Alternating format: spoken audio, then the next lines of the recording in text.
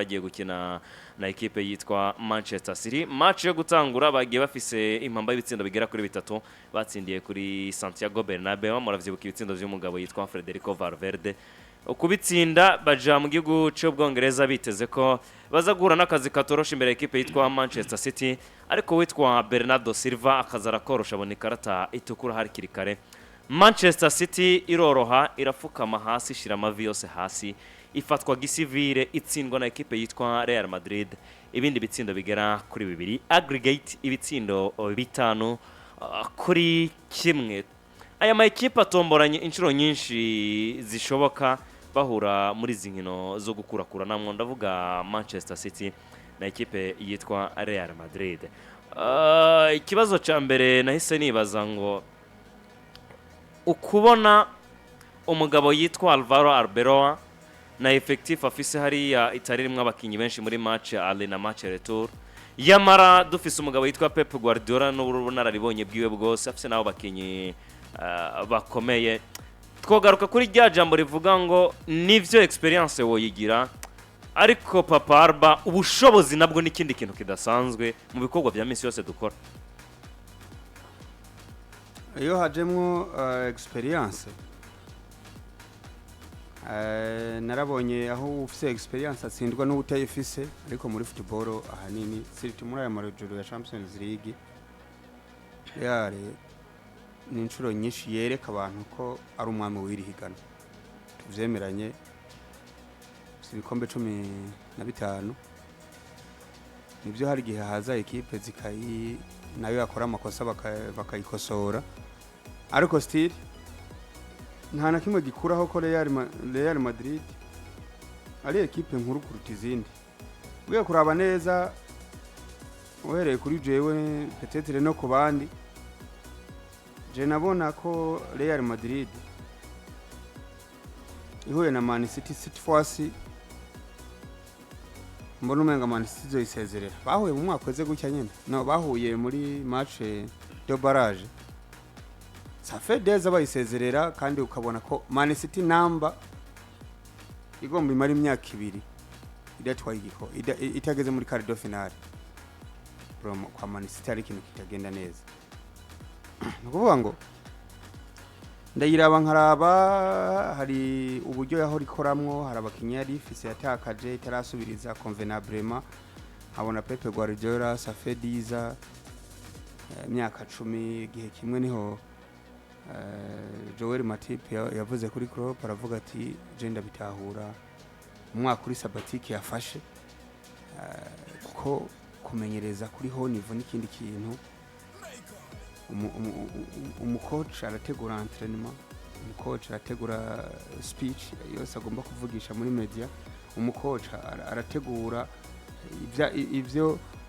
ivyo aganiriza umukinyi yishimye n'ubutishimye, umucoach arategura ivyo entraînement en fonction adversaire bazohura namba zohura na equipe kinuko basanzwe bakina akabitegura, namba zohura na equipe yataka akabitegura, namba zohura na equipe defenda akabitegura, namba zohura na equipe ifisaba mediateur ba mbere kwise akabitegura différemment. Ivyo mu ndwi heze sivyo utegura muri ino ndwi, ariko arabisigura kuri ho niveau ko kumenyereza nakazi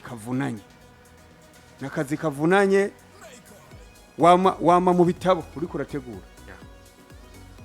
Pep Guardiola rero je ndamubona nk'umuntu ari frisé, twarabibonye bagira gutya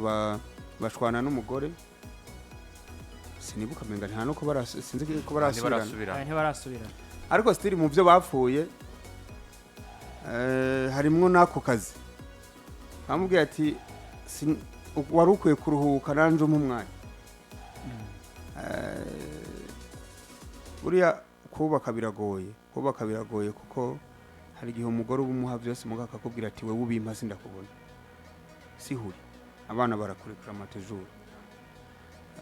Ivyo rero bikagupertirwa mu kazi kawe ka misi yose. Pep Guardiola kuko Pepe yigeze kuvuga ngo jewe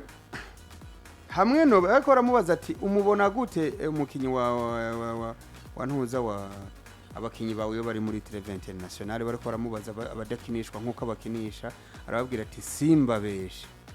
nta mukinyi wanje n'umwe nzi uko akina muri Treve International. Jewe umugore wanje wa muri Espagne, je mba mu Bwongereza. Treve International nanje nakaryo mba mbonye ko kuja kuraba mu muryango. Nukuvuga ngo ikintu nkora ndasiga nsetinza akazi kuba kuvyegera vyanje bari hano. Ndasiga ndababwiye ati nzogaruka iki gihe ibisiga nkaca mfata indege canze imya telefone. Rero je Pepe Guardiola ariko ndakunda muraba. Mba mbona asa n'umuntu yihebye. Mba mbona projet yatanguye kwa Man City. Yamye ivyamwe igeze ku gasonge igeze ku munsi wa nyuma wayo amweke ashobora gutangura bishasha navyo biragusaba yuko haba mwiyo patience yo kongera kugira ngo equipe yongere idanangire nkuko vyari bimeze. Kuravye profile y'abakinyi Man City ifise uyu munsi nabo yari ifise mu minsi heze siro kimwe. Waraba mu bugabo waraba mu bushobozi. Waraba wa muntu ushobora gutuma ku kazi ukavuga ati uyu muntu niyo je wivyo no banamutumye vyogorana nubwo ivyo ijambo uko twateguye match vyogorana bo bihindura mu kibuga na experience mbona Man City rero bo bakinyi teki bafise bari bafise abakinyi benshi baje gukina Champions League bwa mbere ariko ibaza ko umumenyereza yarazanye Gundogan amuzana 2017 ariko ni Gundogan 2013 bakinye finale bari kumwe na Jurgen Klopp muri Dortmund bakubwira ngo Gundogan ashaka kuba sumvye umupira Iniesta ati canke uyu n'umuinista w'abatirike n'abadagi ukabona ko ni equipe n'abakinyi bafise iyo experience. KDB yaje kwa Chelsea ntivyakunze ariko gukinira muri equipe y'abasenior ukinana na Frank Lampard hariho ivyo umubonera ko muri entraînement misi yose ukabona ko hari abakinyi afise beza pe ashaka gutuma ikintu kiko ariko Pepe Guardiola uko asanzwe ameze kwiwe je mbona no ku ruhande rwiwe hari ahantu yagiye yizira ko Pepe Guardiola akagombye kuba atunze Cole Palmer yamwengera akamwinginga akamubwira ati gumana umwanya wawe ndawufise DC days uzokina mbona Man City yakagombye kuba ifise umukinyi nka Alvarez ho n'umukinyi bagurishije mu by'ukuri ubona ko yamwegera akamubwira ati nzogukinisha ko nta kuntu nakumwe wonsigurira umumenyereza nubwo tumuzi nk'umujeni umbwire yuko Palmer ayimini uriya Alvarez atokinana na Harani kuko igihe KD bavunika amezi 5 barakinanye ukabona ari kuri service z'amakufra n'amapena z'ama set pieces kandi ukabona birakunda ariko kuko Pepe Guardiola ari umunyagitugu burya abantu bamuzi nk'umunyagitugu n'umuntu n'umudictateur we wihenze ibyateguye ukabica amazi bro umenye yuko iyo minsi ariyo ya nyuma yawe yo kubana nawe yavyagirijwe na Kyle Walker anavyagirizwa na Yayature yavyagirije cyane na Yayature oya ntuze wese bapfuye ko uyu mwana Joao Cancelo bapfuye na Cancelo vyabaye Cancelo nico bapfuye yaramubwiye ati Cancelo nawe ni wa muntu akubwira ati turakinana na Cristiano ariko umukinyi wa mbere kwisi ni Messi Cancelo abantu baba bameze gutyo ari direct so je mbona Man City rero tugiye direct makuru y'match Patrick ndabona Pepe Guardiola uburuhe muri ndabona frustration kuburyo yini yabari karakina match isanzwe ukabona buri mwanya yikoreye amaboko ukabona yiriye inzara ukabona ntatekanye muri we hahindutse ibintu byinshi hahindutse ibyegera vyiwe hahindutse abahora bamugurira abakinyi batsikina basoriano hahindutse ubwoko kuko ntumbwire burya kwa Man City tuvugisha ukuri muri iyi myaka 3 iheze sama frope gusabazanye suko bigoye ku identify frope watwaye La Liga ubu wa mundi ari kwa Everton si frope umwe ava kwa Jagrilish uriya si frope uretse ko yacagira imvune burya hari ahantu yari yitoye muri Everton Eregara abakinyi kwa Man City yabaye flop kwa Man City yabaye flop ariko biragoye ko mu identify ko ari flop par rapport ya Sancho ko Sancho ari muri equipe be ya 10 ariko wewe atwara igikombe ariko abantu bakibagira ko mu myaka 2 yari ibitsindo 5 uwo n'umukinyi yaguzwe 100 million Doku ubuse wambwira Doku ngo n'umukinyi wa danje par rapport y'abantu bahora haca ba Mahrez umukinyi yateye ubwoba gusa hari byizere gumo mwizeyemo mugabo waraba match yose ariko waraba mose ukarindira kwazo ukabura ubuse equipe igura ba Mateus Nyunyezi equipe ija ku isoko subira inyuma uraba abakinyi Man City yaguze mu myaka 3 baratunze ba Calvin Phillips bose ba Calvin Phillips equipe ngo Kusanove uriya Kosanov namubonye Man City mugutse bamuvanye hariya muri oya so muri Middle East nuwo muri Aziya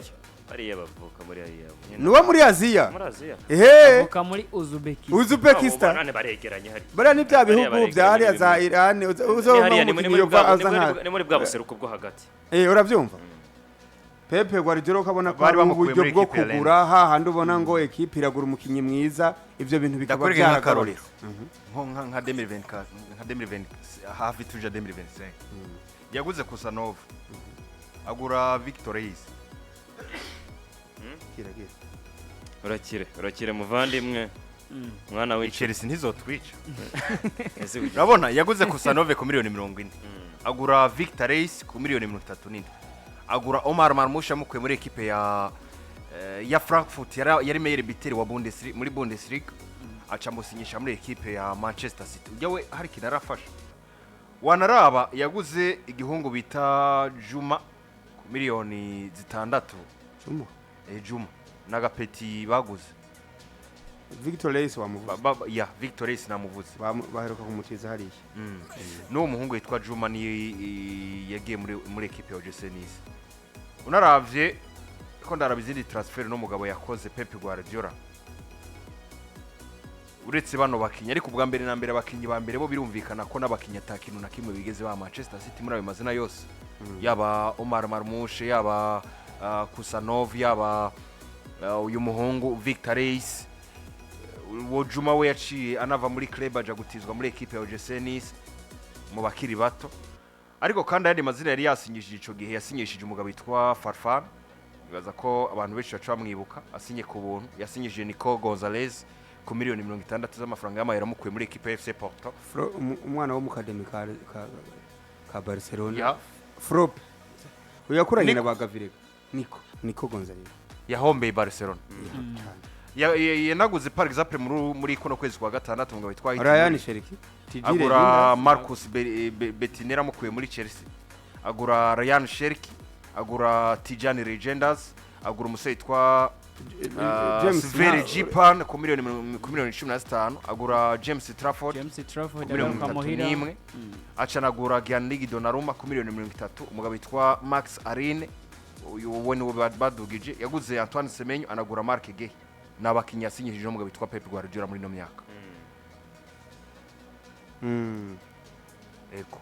nabo yasinyishije muri no myaka ariko ivyo vyose biraza bikurikira ugutsindwa kw'iyi equipe yitwa Manchester City adu ni Real Madrid yari fisiki kidasanzwe muri izi match zibiri ariko cyane kuri match yo ku mugoroba wejo catumye equipe yitwa Man City itsindwa bitsindo biri kuri kimwe icambere novuga ko kuri honyene kuri yo mumenyeza Albero yaramaze kubona ko kwinjira muri equipe ya Real Madrid ntabwo yinjiyeyo nka kujya twabonye ba Ancelotti binjira muri equipe basanzwe bafise ayo mateka yo kwitwa ngo twabaye abamenyereza bakomakomeye twaciye mu migwi komakomeye hari icyo twakoze navuga ngo tuwo president ava yuko twinjira muri equipe ya Real Madrid Albero yahawe aya mabanga yo kumumenyereza mukuru wa Real Madrid umuntu wese atari karabona neza icyo azokora muri iyi equipe kuko hari haciye Xabi Alonso yari yakoze saison nziza ariko mwe na Bayer Leverkusen ariko amaze gushika muri iyi equipe bisa nkaho icuka ciwe n'abakinyi bavuga ngo vestiaire byamunaniye ko bashobora kubana neza bituma wanashaka no musaruro mu kibuga biza kwanga rero novuga ko kuri Albero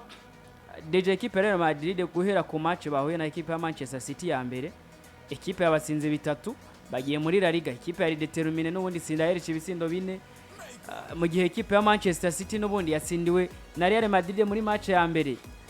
itsindirwa Bernabeu n'ubundi genda muri Premier League iza kunganya na equipe iri muri relegation zone inganya na West Ham kugeza maka kanya bongira bagiye guhura ava match bamaze kwirema mu cyizere cy'uko bashobora kuza bagakora navuga ngiyo remontada ariko ivyabaye kuri tele byari bitandukanye n'ikizere twari duvize jemba mbona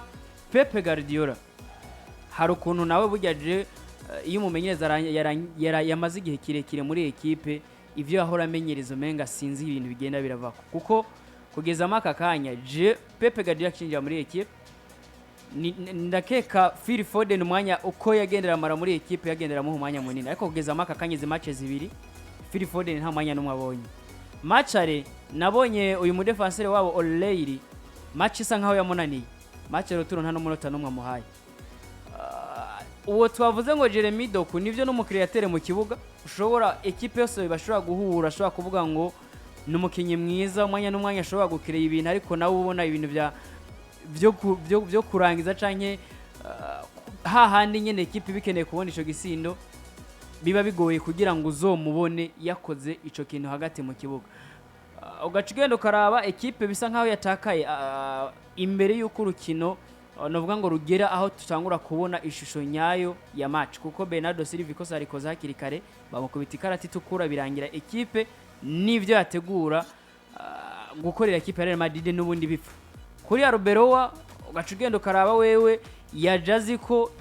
Kylian Mbappe ntawafise kuvuga ko n'ubundi muri La Liga yamufashije mu gutsinda ibisindo byinshi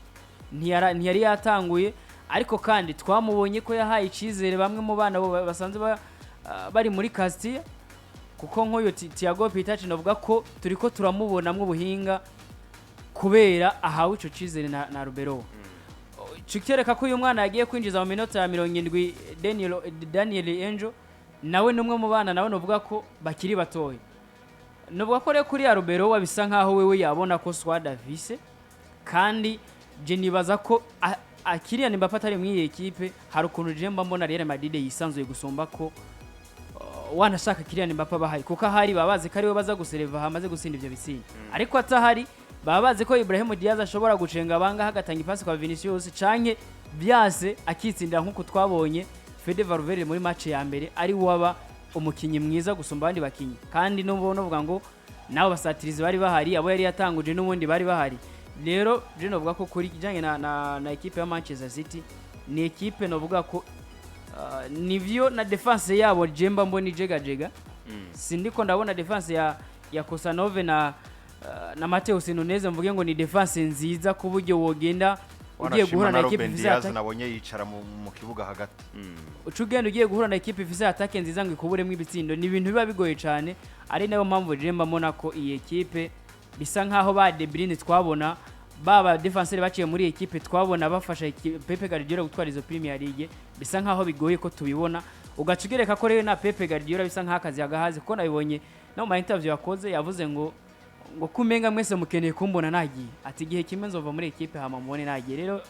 je kubyibanje mba mbona ko iyi equipe bisa nkaho bakwiye guhindura umumenyereza kugira ngo ibintu bishobore ku peut-être gusubira ku gihe kuko abakinyi bo barabafise Pati dufatiye kuri resultats zibiri wabonye imbere ya equipe ya Manchester City Real Madrid uyu mwanya twahaguruka tukavuga ngo no mufavori mu buryo butagabanije ugutwara iki gikombe jewe buri gihe nama mbona Madrid nka equipe atari iyo gupfa kunegrija gutyo nyene mu gikombe cya UEFA Champions League kuko hari ubwoba kana kabamaze gushira ama equipe atandukanye ndibuka Jose Pep Guardiola aja guhura ni equipe ya Madrid bwa mbere mu mwaka wahera equipe ya Carlo Ancelotti ubona ko ari vyishi yagije mu vyo bakina canke mu bakinyi bafise wanashima equipe uza gusanga muri defenseur ko bakinisha umugabo witwa Lucas Vazquez wanaraba rimwe birakunda bakica Federico Valverde bakamushira ku ruhande ariko ukabona ko nta stability muri rusangi iri muri club ya Madrid Pep wo wa mbere muri Premier League amaze imyaka hafi 4-5 atwara igikombe ca championnat akagera imbere ya Madrid akakubwira ngo n'umwami wa championnat ubwo ntegerezwa kwitonda ku buryo nteguriye equipe ndetse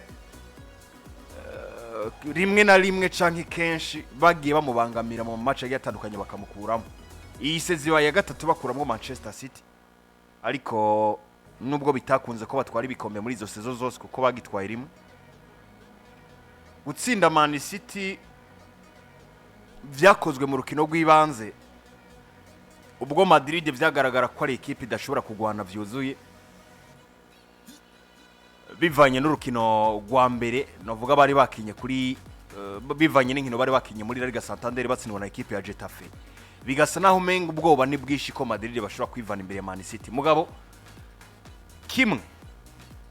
ubwenge bwakoreshejwe n'abakinyi ba Madrid n'umukinyi atabayitwa Federico Valverde n'amahirwe bagize abahesha intsinzi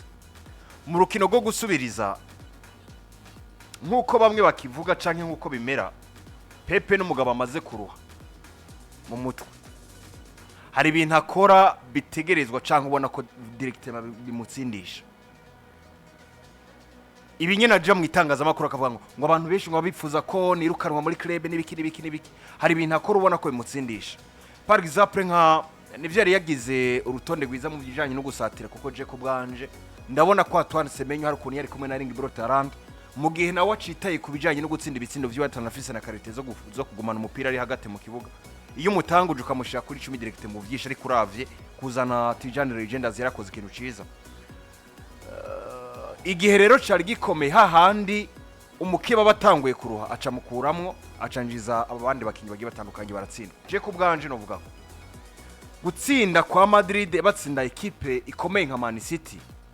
directement ni message ikomeye batanze ku migwi igitandukanye ibiri muri kino gikombe ca Champions League yiteze kugitahukana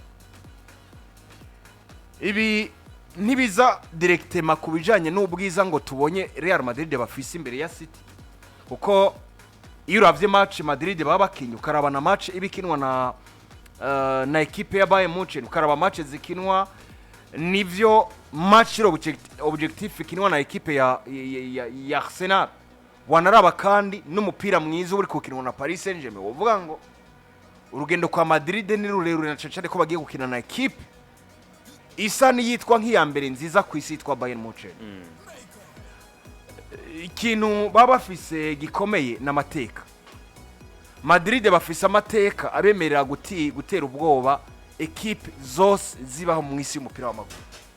performance bagize batkuramwo Manchester City ni cizere congewe ko mu bakinyi ba club ndetse no kumumenyereza ndetse no ku buyobozi bwa equipe kibabwira nubwo mwe mwibona nka equipe yitwa nto muri Champions League ya mateka yanyu n'impinduka mukora muri rino higanwa abemerera gushobora gutwara no gushobora gutsinda equipe yari yose ibi navyumvise par exemple nko mu kiganiro c'ijoro rya Keye Chouameni bamubaza bati ndetse na Vino bababaza bati mbega ko mugiye kuva hano ariko muza kwisanga imbere ya Bayern Munchen muraza kuhava baravuga ngo mwabonye ivyo twakoze ijoro rya Keye mwanabonye n'ivyo twakoze mu rukiro rw'ibanze iyi Real Madrid ntushobora gupredicting uko yitwara mu higanwa rya Champions League bimvikana ngo yitsinze bafashe ico kintu kimwe kivuga ngo Madrid barongera kwiyumva kandi nka ya equipe directement muri Champions League ihinduka ikaba uwundi mu gutandukanye na equipe yatsindwa na Getafe muri La Liga jere kanongere ko ico nshima kuri Real Madrid Pepe yagiye kandi ibi ni bimenyetso bikwereka ko hariho igihe umuntu agira incident de parcours n'igihe asezererwa avec manière avuga ati ugusezererwa k'uyu muntu biragaragara ko hariho shit mu vyakina Man City yasubiye inyuma ni navyo bintu bituma sinzi impamvu Arsenal igira ubwoba vraiment nta muntu ari inyuma cette fois iyi saison Pepe Guardiola afise amarankine menshi mu bina amenyereza ubona menga hariho de doute no mu vyamenyereza karizo doute yarazigira zikaba prefor kuko bwa nyuma yaza kuza yamaze kumetiza Clovis ku buryo ariko rakenisha ibintu ubona ko ari ibintu yumva mugabo cabandanye no mu nkino zikomeye waraba rero waraba ku ruhande rwa equipe ya Neza ya Man City je mbona Pepe no peut-être uwo mwaka ntibikibaye kuko atagikombe mbona azotwara ariko Pepe uwo mwaka yatwara igikombe mbona yaca sezera kwa Man City n'ubu ko Pepe siwe nivyo bintu byose twako turavuga atuma agura abakinyi beza yari Pepe Guardiola yagura abakinyi ataguhoboka kurimo bati je nta mpamvu yo kugura ibintu nihuse abariko baramfasha akakanya reka ngire scout kwiriye ariko Pepe agura abakinyi mu kwa mbere b'imiliyoni 180 nivyo ugiye mu gaciro k'ivyo batanze mu ntango barabakinyi beza ubona amafaranga bayakwiriye ariko still si wa wundi yahababuka ngo umukinyi ndamubonye kwa gusasi kwa bane mafungo chenye Pepe Guardiola agura abazamu batatu Pepe Guardiola agura abazamu batatu muri mwe harimo n'abatazokoresha harimo umwe yemereye ko azomugira wa mbere muga yumva uriya kwa Donnarumma biranse aravuga tapu ndemera mpemuke kuri James Trafford so urabona yuko hariho panic buy zagiye zirahaba zituma zigira kuri Real Madrid je vraiment ndashimye kandi akengurutse attitude ya equipe ya Real Madrid, attitude y'umumenyereza. Je ndabishira kumumenyereza, je vraiment ndabishira kumumenyereza kuko je birambabaza iyo equipe umumenyereza tukwa yatsinzwe ariko batsinda ngo siwe ngo nabakinyi ntabwo arabakinyi. Bro, wabonye attitude ya Real Madrid ku mugoroba, meme Man City yari yeruje ntiyigeze ivuga ngo reka tubatake, babaretse reka bagume bizungurukira fendefe turabakina. Wabona ko batinya gutakaza baruka. Real Madrid iriko iradefanda kujya kuri bujya. Real Madrid na match ya mbere yarose uburyo bwo gutsinda ariko ikavuga ati Man City rakomeye, Pepe rakomeye, dutsinda ariko tumenya aho ariko mu byo dukina muri ati muko comportement yacu mu kibuga ntabwo iri buhinduke. Ku mugoroba yaba ari yindi equipe ifise burimi y'ibitsinda canke ngo imaramaze Pepe. Bro, Man City yacimara Real Madrid imaramaza Man City ku mugoroba ariko bavuze ati twe ni penalty, reka tuyitsinde, reka tubandanye dukina. Pepe wanashaka hageze igihe banagombora ariko nta na jaune dushaka, hari abakinyi babiri bari averti, nta jaune dushaka. Uko bigenda kose namba dushizemo igitsindo kimwe ça fait 4. Man City turabifise rouge n'imbiri buronke ibitsindo bitanu birangira n'ubundi iyo Man City yirukanze buryo uri kuri muri aho mwari kwirukanga muri 10 muri 10 mukaba muri ko muherunga kanga muri 9 byanse bikonze mugomba kunanirwa match birangira batsinzwe. So Jembo nari Real Madrid vraiment yerekanye character ku mugoroba kuko turavuga ngo ni gitero canke se uyu mumenyereza uyu mumenyereza uyu Alvaro Arbeloa mu ndinganizo shasha ya Real Madrid irindira zero cost. Uyashobora kubagirira ico ibamariye kuko mbona bari abana bo mu academy bazi baranamwumva baramutse na barabakunda kuko abahaye opportunity idakunda gutangwa kwa Real Madrid. Kuko kwa Real Madrid isa ahantu abana bisanzurira twarabibonye beza benshi ariko mu nyuma basohotse baragenda. Ariko uyu mugabo nk'iki gihe nyene Real Madrid kigwana no kongera ku equilibre ibigega vyayo, uyu mugabo bashobora kumuha equipe hasigaye kumenya ngo eske abakinyi b'abasiniya baramwiyumvamo. Ariko lindira batereke ntibagiye gukina na Bayern muri quart de finale. Bayern bigaragara ko igomba gushikayo ku mugoroba. Nukuri uyo bageza demi finale niyo bare achievement ituma bamuhereza konti aburundu yaba rega ntabamenyereza ku isi bagihari bro babura mu numero 6 akaduza Pitachu ukabona ariko arakina ibintu byiza kari barahangayika nyene navuga ko uriya udugirije equipe Pitachu muri equipe ni nkaho ubuyigabiye miliyoni 100 kuvyo mbona kina natavunika.